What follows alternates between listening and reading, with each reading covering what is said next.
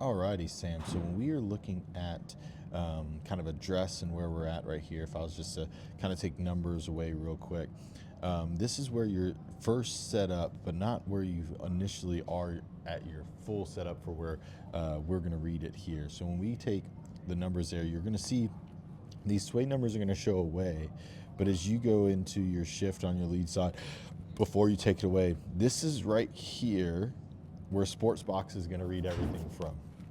Is this point in your swing where you kind of get this position. So where your pelvis sways 0, chest sways 0, head sways 0, like that right there is pretty much where it's going to read off of here. A few things that we are seeing is that your chest bend at address, a little, probably it's reading it too much down, so just a little bit too much chest out over those toes right there.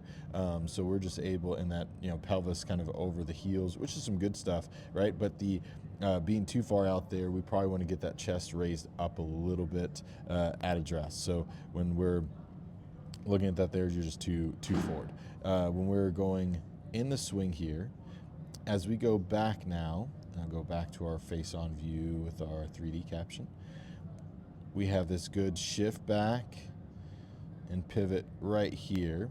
But what happens is you'll notice once we get to P3, your pelvis sway, chest sway, all that's going to be in the red, right? Mainly because you've moved that 4 inches off from where you start, not technically where you set up, but where you bump forward and then moved back to, right? So that's going to lead to some of that stuff. Hand lift is good. Pelvis lift, it's close to where it needs to be, where it's lowering a little bit. But again, the chest bend very tilted down right there. Hand sway, very good width. I don't know why that's in the red. I like that. As we keep going back there, this is where ultimately from P3 to the top, we would want these sway numbers to go towards the target. But as we see them go to the top here, they actually move further away. They keep moving further away, and now it wants to start working back, but it's too late at this point. So at the top of your swing, right, you get this hinge. The arms are bent because they've kind of over swung now because no shift has gone forward.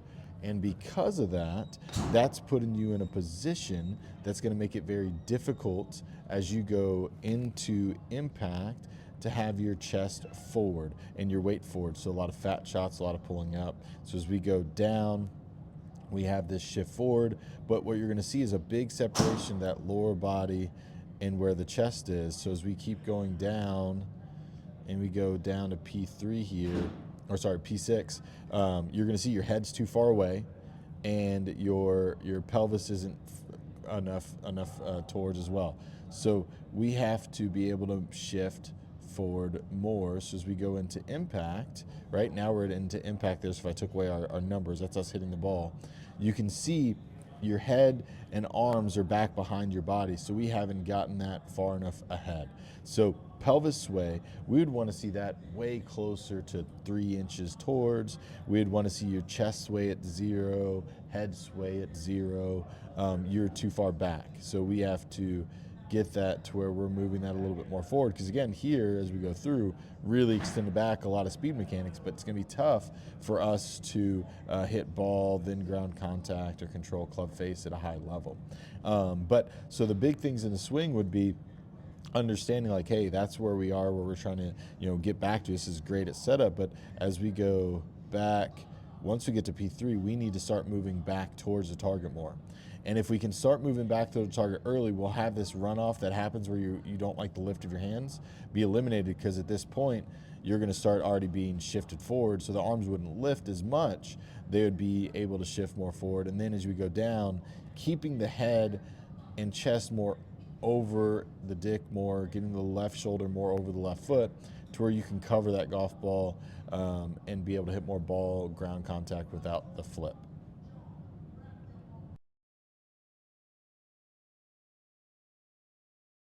As we go back, this trail knee, how quickly it straightens, right? When that straightens quickly right there, you're going to end up having a chance where you go too towards target here. So let me just this line. Man, I swear, they got to work on that. There we go. So as we're going back, you can see how that head moves forward. that head moves forward. Because that right leg's straightening too soon, that head's pitching forward. And that gets our bend too far over. And now at the top, where we should be shifting forward, we can't because we kind of like got that leg locked out. So there's too big of a gap there. So as we go to the top, now it's just kind of the arms running off, and now the head has to pull back. So that's going to lead us to over shallow and early extend, which is also going to push the head back like we were seeing, not get the chest sway enough towards, not be able to cover our shot. So when we are doing this backswing, we want to keep that right leg in flexion longer as we go back. So when we take this back here, I'd want the legs to feel like they stay in the exact same spot they were to dress, without a lot of rotation, just really using the upper body. And then when we hinge, we want to, yes, that trail leg will straighten a little bit more, but not kind of fully lock out like it is now. We want that to elongate, and while we're staying internal rotation in that trail hip. And in doing so, that's going to keep the head from falling forward to where now on the downswing, instead of it pulling off, you'd actually be able to load correctly over the golf ball. And it would reduce a lot of this runoff that we have of the arms and the club going long to the top. So we're going to influence that right leg a little bit, make sure it stays a little bit more down to where we can work on the sways, and get the body more covering a lot better. All right, Sam, thank you so much for sending me the videos. Reviewing it over Sportsbox, what we're able to see is you're doing a lot of things well, but sways aren't getting far enough towards, leading to the hanging back and flipping. And then our trail leg going too much into extension or peg leg, going back and too early, is leading to those arms kind of lifting and going across the line as well, and then having to early extend. So what we want to train is understanding a little bit of what we're wanting to do with those sways in order for us to be able to cover better, be able to get that low point more forward, less flipping and hanging back. We want to then talk about that trail leg and how that can affect a lot of this to where that's going to limit the amount the arms can overrun to the top, get it to where you're not early extending, getting clubs stuck to the inside. So what we have to understand first is when we're set up, you get set up good, and you have this, you start here and then you kind of shift forward, then you go back. And when you shift forward, so Sportsbox is reading like boom, that's where you're set up at. So those are your zero lines. Ultimately, we would want from here to see your hips be 2 inches more forward and your chest to be about 1 inch more forward from where that spot was at impact. That's where we're wanting to get to. Right now, you get to there, and at impact, your hips are here and your chest is further back. And that's leading to a lot of those issues for contact or some club face control. So when you do that, I love that move here. We just have to understand we're trying to get back a little bit more forward on that spot, from there. That 2 inches more forward on the hips and that inch more forward on the chest is where we're trying to get to at impact. So that's just what we're wanting to understand. And in the swing, when you go back and you get to this spot good and kind of clubs heavy, we get this nice width at P3. Right here is where we want to get that shift forward. We want to start seeing those sway numbers get back to 0 pretty quickly from P3 to P4 and to P5, to where now we're able just to bring arms down in front of us, move just another inch forward, and be really good.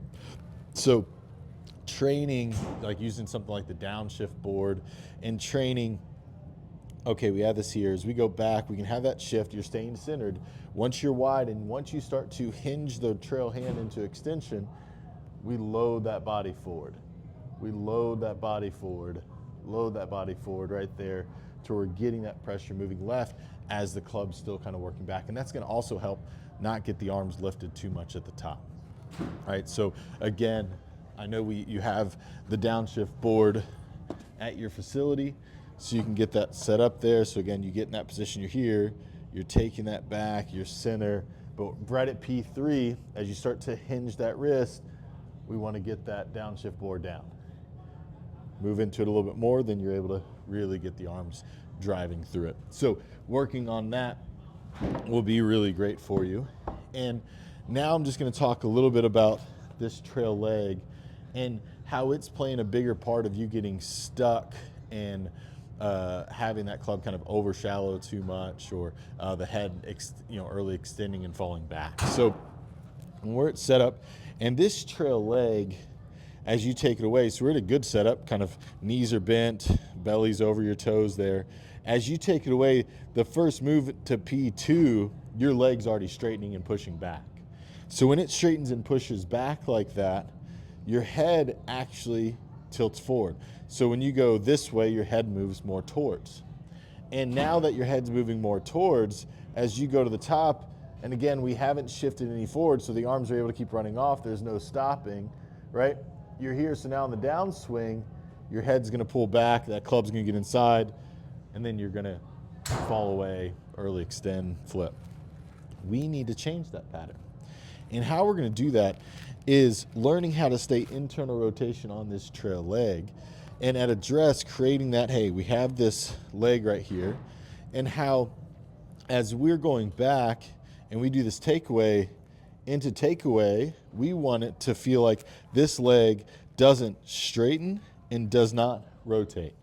So as we take that away, we're able to bring that arm back and stay into the arches of those feet and into that right leg, where that thigh and that knee still feel like they're in front, right?